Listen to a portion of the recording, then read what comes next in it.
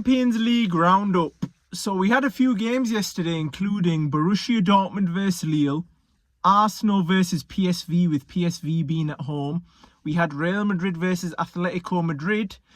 And we also had Club Brugge versus Aston Villa. So we started with Club Brugge and Aston Villa yesterday.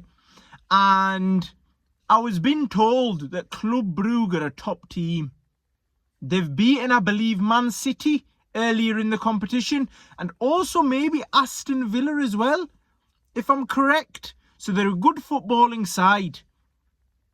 Aston Villa go into this game, and right from the offset, Club Brugge don't look like they can even control a ball. They look horrific. They look like they shouldn't be in the competition. And Marcus Rashford is terrorising their centre-back and their left-back. Leon Bailey's terrorising the left-back, and Rashford was terrorising the right-back. And that centre-back didn't know what world he was in. Watkins was running rings around him. And this was in the opening few minutes. They seemed like they were nervous, even though they were at home. And Aston Villa created a chance, and it dropped to Leon Bailey, who had a beautiful strike into the bottom right-hand corner from the goalkeeper's perspective, or bottom left-hand corner of the goal. He kept it low, and it was a beautiful finish. And I thought after that goal, Aston Villa were going to walk away with it. It's going to be a 2-3-0. They're going to kill Club Brugge. In fact, Club Brugge actually came around and turned up and managed to score a good, decent goal of themselves. They actually managed to score a proper goal. It was a good team goal and a good finish past Martinez, who's a top keeper, by the way. I don't know why Arsenal let him go. He was and still is an insane keeper who has won the World Cup. He's not a joke. And Club Brugge obviously are still fighting in the game. And then it comes to around the 80th minute. So this game is stalemate. Aston Villa, they look like they're playing for the draw. Unai Emery's made a few changes. They bring some subs off the bench. The subs that they do bring on are quality substitutions in Asensio. And imagine bringing Asensio off your bench. Man United and Arsenal could only wish, because they're struggling with attackers right now. But we're going to move on to Arsenal in a moment. However, Club Brugge did the most haram thing I've ever seen in my life. I was backing Club Brugge for this game.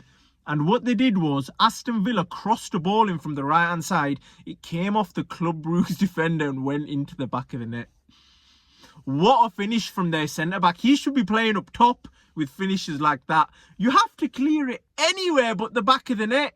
Even straight at the keeper. You've put it in the bottom corner. The keeper's got no chance of saving that. Was it the bottom corner or was it the top corner? It was one of them.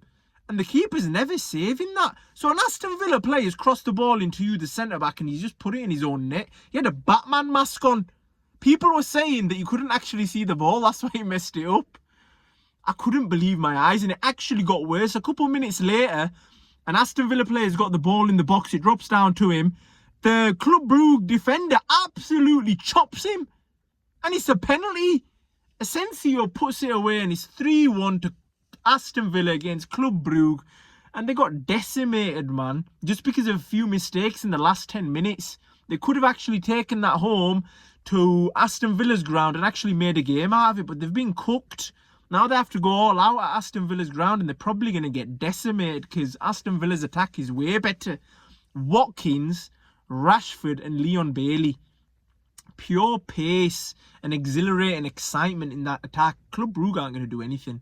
Not a thing. Their number 9 is trash. They had chances as well. I think Tyrone Mings made a very good block towards the end of the game when Club Brugge could have made it 2-1. If that went in, it would have been a completely different game. Similar to that, though, Arsenal versus PSV. PSV had a great chance before Arsenal had even touched the back of the net. They hit the post. If that went in, it could have been a completely different game because it's at PSV. And then you let Arsenal stomp all over you.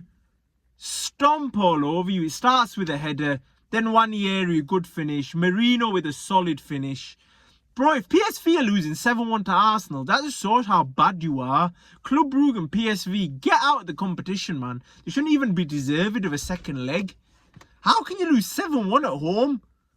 How can Club Brugge be making the mistakes they are in the Champions League? Unai Emery might take this Aston Villa quite far in this competition, you know. Arsenal definitely get to the next round, but then hopefully one of the Madrids knock them out, because we don't want Arsenal sniffing silverware, even though they think they're not the worst team to... They haven't got the worst team ever, and the worst teams have won the Champions League before. Please humble that Arsenal Fan TV. Somebody please do it, for the love of God. Then we move on to Real Madrid. I don't actually want to go into more detail with the Arsenal one, because there was a shot here from Ødegaard, went directly in the middle of the goal, and the keeper couldn't even save that, so it was a write-off. It was hopeless. Because I thought they'd get back into the game, especially with scoring a penalty before half-time, and made it 3-1. I thought, you know what, PSV with the crowd? Nope. 7-1. Real Madrid kick off the game against Atletico Madrid. Rodrygo runs down the right-hand side and he bangs it in on his left foot after cutting into the box. What a goal, by the way. He could do that in training 50 times. He won't score once. He'll be too high, be too low. He'll hit the post. He'll go wide. He won't catch it correctly. But he caught that perfectly. Oblak is a top keeper as well. To beat him from there, you have to do something special. But then Alvarez came back with a beautiful goal for himself in the first half. A curler. He put it into that far corner from the left-hand side, making it 1-1. And Atletico Madrid, after the goal when Real Madrid scored in the second minute, dominated. Then the second half comes around and Brahim is doing some little trickery in the box. He gets past the defender, I believe it's Jimenez, and manages to tuck that one away as well. Similar to the Marino finish in the Arsenal game. That Brahim, you know who he reminds me of? He reminds me of Messi, man. And it's weird that he plays for Real Madrid, because I've never seen a player for Real Madrid who's so small and agile. He just reminds me of Messi out and out. It's crazy. Mbappe stinking out the gaff against big clubs as always. Didn't really do much. Nothing really happened for the majority of that game. Atletico just need to take them back to their stadium and beat them there if they want any chance of winning this competition. If they beat Real Madrid, they got a good chance, you know. But Real Madrid, I expected them to win that game. No matter how they get it done, even though if it was disgusting and ugly, which it sort of was. It wasn't the best performance from them, but they've managed to get a win and they're going into that second leg. The only thing is it's against them. The odds are against them, in my opinion, because it's at Atletico's ground and they know that pitch and their fans will be on it on the night. Then we move on to the last game, Borussia Dortmund versus Lille. I'm not going to lie, for this one I've seen the highlights, but that first goal from Dortmund, what a goal! Comes off a corner, comes outside the box, and Adeyemi smokes it on his left foot. It's a daisy cutter into that bottom corner. It comes off the post as well. That's the tidiest finish I've seen. I think that's the tidiest finish I've seen yesterday. Even though there were some top goals. That one or Rodrygo's. And then Lille come back with a cute little section of play in the second half around the 67th minute. Passing it around. Jonathan David makes this pass, which nobody can see. Straight cuts the defenders open, and a great finish from the striker to put it away, making it 1-1. I thought Dortmund would win that game. They let me down as well. But I think they can still manage to win the second leg at Lille. But Lille have definitely got the advantage there, because you don't want to be taking a 1-1 back to the opposing people's ground, because it makes it increasingly difficult. Like, you need the win at least like Real Madrid did. But Champions League is up and down. There'll be goals galore.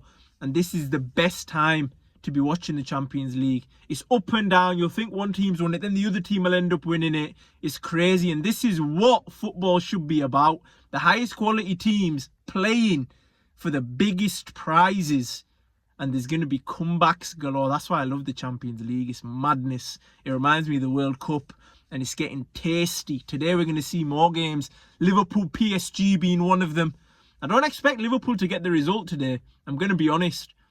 I'll take a draw though. Bring it back to the ground. Even though I don't really care about the Champions League. I'd rather win the Prem. But we'll see how it goes. And it is what it is. Top games and top goals, man.